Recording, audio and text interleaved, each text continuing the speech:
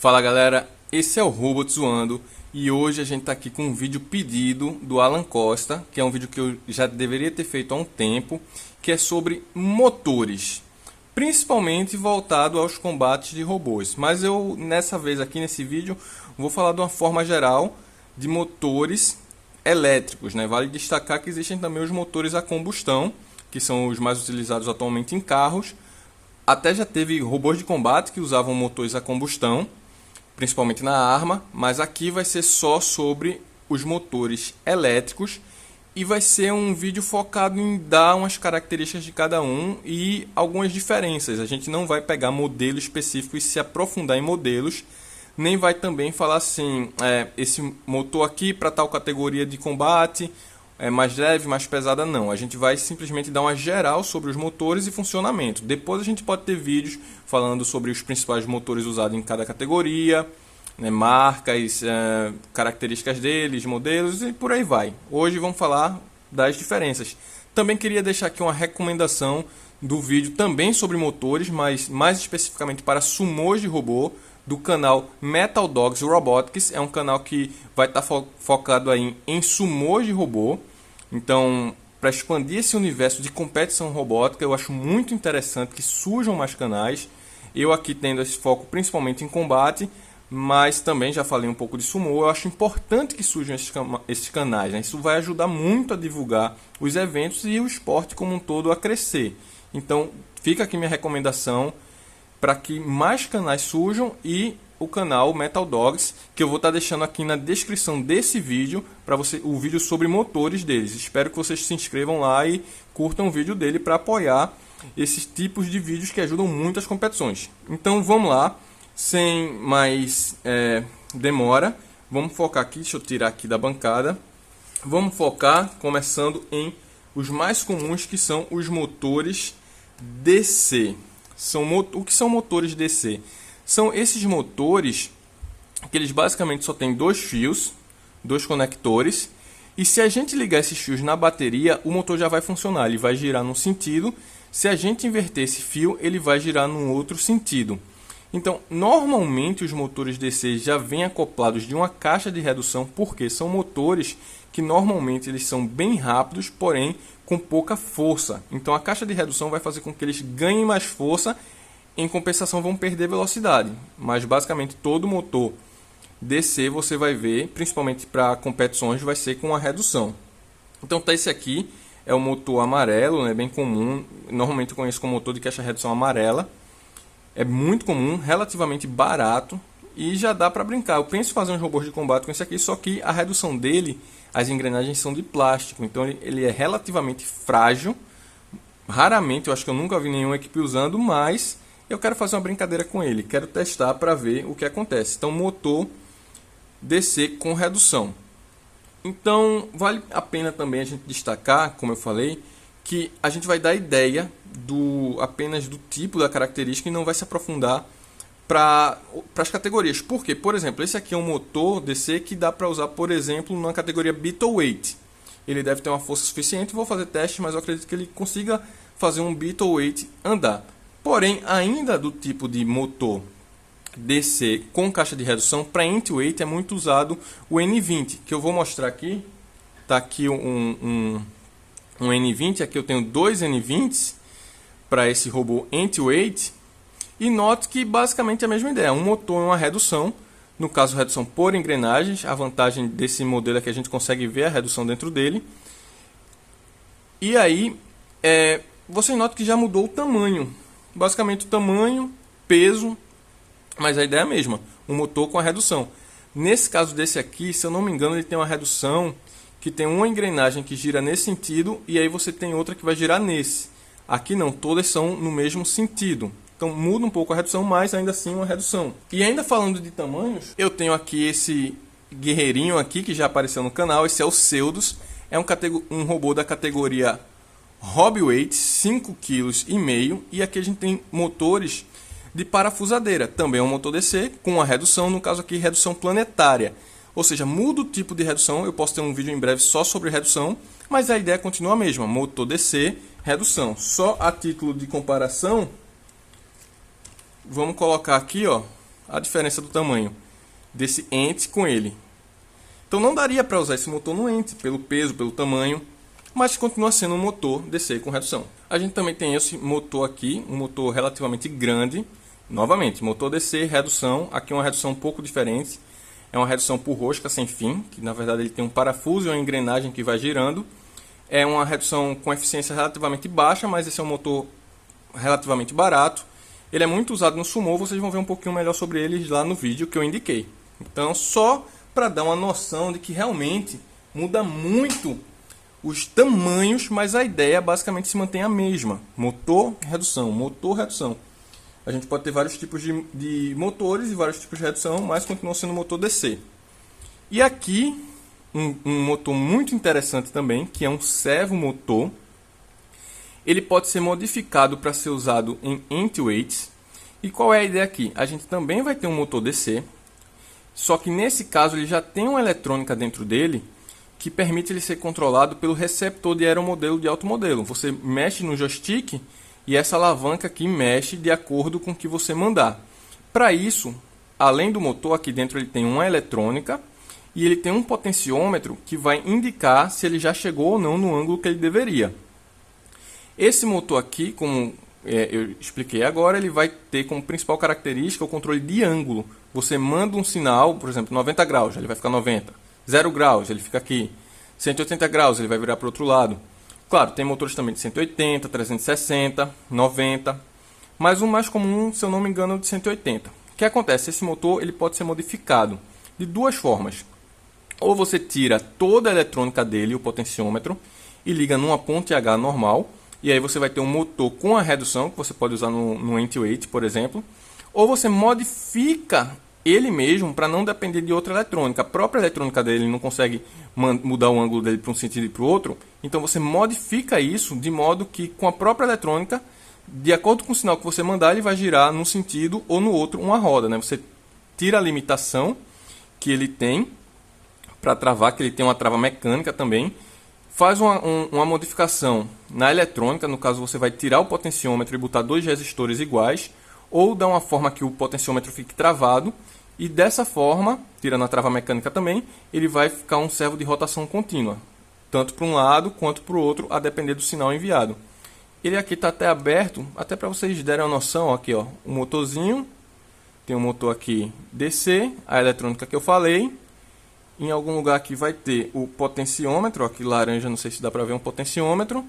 E aqui do outro lado, abrindo com cuidado, a gente vai ter a caixa de redução, ó, com as engrenagens ali, certo? No caso, esse aqui a engrenagem está até meio gasta já, ele não ia dar para aproveitar a eletrônica dele. Provavelmente eu faço vídeo em breve no canal sobre essa modificação para ele ser DC. Eu acho que vai ser interessante, principalmente para robôs da categoria mais leve. Mas a ideia também não é focar, como eu falei, em motores, né? Em motores para a categoria. Esse aqui, no caso, é um motor de 9 gramas, servo 9 gramas, mas existem servos de vários tamanhos, certo? Os servos bem maiores, que inclusive são usados muitas vezes em robôs lifters, né? Que servem para levantar o adversário. Eles têm muito mais força, são muito maiores que esse, então você bota um braço de alavanca de modo a levantar o adversário. Como eu falei, também é um motor DC, só que a diferença nele é que ele tem uma eletrônica própria e um potenciômetro que faz ele ser mais útil para ângulo. Espero que tenha ficado bem claro que continua sendo um motor DC, só que com um ajuste a mais. Agora a gente vem com esse motor aqui, que eu particularmente nunca vi sendo usado em robô de combate. Ele é mais usado, por exemplo, em impressoras 3D, que é o motor de passo. O motor de passo, assim como o servomotor, ele está muito mais preocupado com a posição do eixo dele do que com a velocidade que ele vai girar. Então, aqui o que acontece? Você manda sinais, ele precisa de uma eletrônica especial, porque ele tem vários fios também. Dependendo do sinal que ele veja, ele vai mudar um passo. Um passo é um mínimo ângulo que ele vai dar aqui, 1 grau, menos de 1 grau. Então, de acordo com os sinais que você vai enviar pelos fios, ele vai dar tipo 1 grau, depois mais 1 grau, mais 1 grau. E ele vai dando de grau em grau, ou menos de grau, como eu falei, até completar uma volta. Muitas vezes você não está preocupado em completar uma volta. É um equipamento que você quer, no caso da impressora 3D, que o cabeçote dele ande só um pouco. Então ele vai dar uma certa quantidade de giros né, uma certa quantidade de ângulos para que aquele cabeçote desloque até um ponto preciso. Então esse é um motor que está muito mais preocupado com precisão.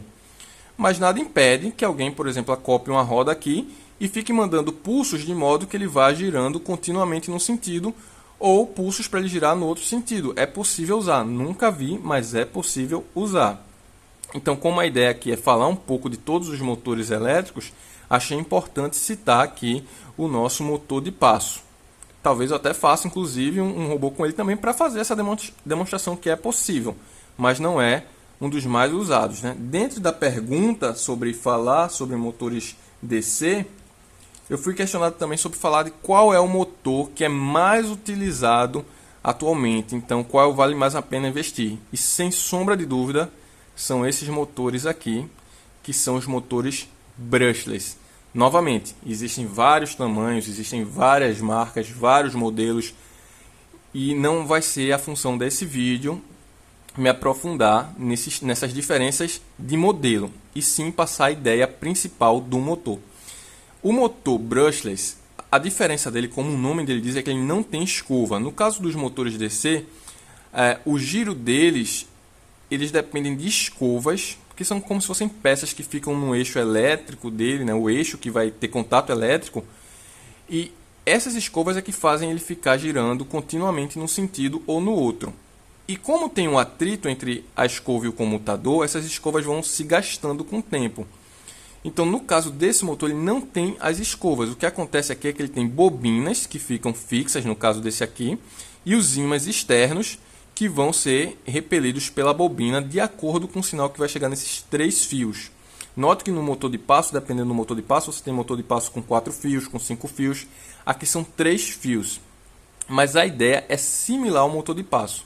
Você vai enviar comandos através desses 3 fios, e esses comandos vão dando passos, entre aspas, aqui nesse motor, de modo que ele vai girando cada vez mais rápido até chegar na velocidade que ele atinge, e de acordo com o controle também que você quer. Você consegue controlar tanto a velocidade dele quanto o sentido. Porém, muita calma nessa hora, esses motores normalmente eles são usados em aeromodelos, na hélice do aeromodelo, ou em drones, né? Eles são muito usados em drones. Por isso, eles não são muito preocupados em controlar o sentido de rotação, e sim apenas um sentido único e a velocidade desse sentido, já que a hélice, a ideia da hélice é só empurrar o vento para baixo, então eles só precisam girar num sentido. E para controlar esse sentido, você vai precisar de um ESC, que é uma eletrônica, assim como aquele motor de passo eu mostrei que tem uma eletrônica própria. Os brushless também precisam de uma eletrônica própria. E normalmente essas eletrônicas, como eu falei, elas estão preocupadas só em girar num sentido. E se eu quiser girar no outro sentido? Por exemplo, se eu quiser usar um brushless na locomoção, então eu vou precisar de uma eletrônica que já venha com esse tipo de controle para os dois sentidos, ou modificar uma eletrônica. Essa aqui é só para um sentido, mas eu já abri ela aqui porque eu estou pensando em fazer vídeos de como modificar o ESC para funcionar nos dois sentidos. Vamos ver se eu consigo fazer isso, e se eu conseguir, eu tento trazer aqui também para o canal, porque eu acho muito interessante. Muitas equipes estão usando já brushless na locomoção em diversas categorias, né? Eu vejo principalmente nos insetos, né, anti-weight e beetle-weight, mas servem para todas as categorias de robôs, não só combate, né? Então é um motor muito interessante porque ele é muito eficiente. Como eu falei, ele normalmente é para um sentido só, então ele começou a surgir sendo mais usado nos combates para a arma do robô, porque a arma normalmente não precisa girar nos dois sentidos, mas atualmente está sendo muito visto em locomoção também. E assim como os motores DC que eu citei no começo, ele tem bastante velocidade, porém pouca força no começo dele, né, do giro. Então, para isso, é interessante ele ter uma redução. Como eles não vêm de fábrica, como os motores DC costumam vir, muitas equipes estão fazendo o quê? Pegando motores, não esse modelo específico, e acoplando na redução de motores DC. Você compra um motor DC com redução, tiram a redução do motor e acoplam essa redução no brushless. Esse aqui eu acredito que não seria compatível com essa redução, mas alguns têm o mesmo furo, alguns brushless têm o mesmo furo que a redução tem. Então é possível fazer esse acoplamento, tirar a redução do motor DC e usar num brushless. Outra solução também que tem sido bastante usada é pegar o eixo do brushless e encostar ele na roda tangencialmente. Então você não vai precisar da redução, apenas o eixo encostado na parte externa da roda. O eixo vai girar bem rápido e a roda, por ser maior que o eixo, já vai servir de redução. É uma opção também. Lógico, volto a insistir, se for usar na locomoção, é importante que o ESC seja capaz de girar nos dois sentidos. Então, com isso, a gente conclui esse vídeo bem geral sobre os tipos de motor, recapitulando: motores DC, motores de passo e brushless são os três principais tipos. Dentro do motor DC, a gente pode ter com redução, e essa redução pode ser de diversos tipos, por engrenagem planetária, rosca sem fim. Motores DC também podem ser usados em servos motores, bastando para isso ter um sensor que vai dizer o ângulo que ele está. Dentro dos motores de passo, a principal função dele é o posicionamento, muito usado em aplicações que precisam de precisão. E por fim, os brushless, que têm uma excelente eficiência, que podem ser adaptados em redução e que normalmente giram num sentido só, mas dá para corrigir isso modificando a eletrônica ou comprando uma eletrônica já pronta. Espero que tenham gostado, um vídeo bem geral. Depois a gente pode vir aí com os vídeos especificando modelos de motor, especificando quais motores são para cada categoria, como eu falei. Mas por isso é hoje, espero que tenham gostado. Por hoje é isso, valeu!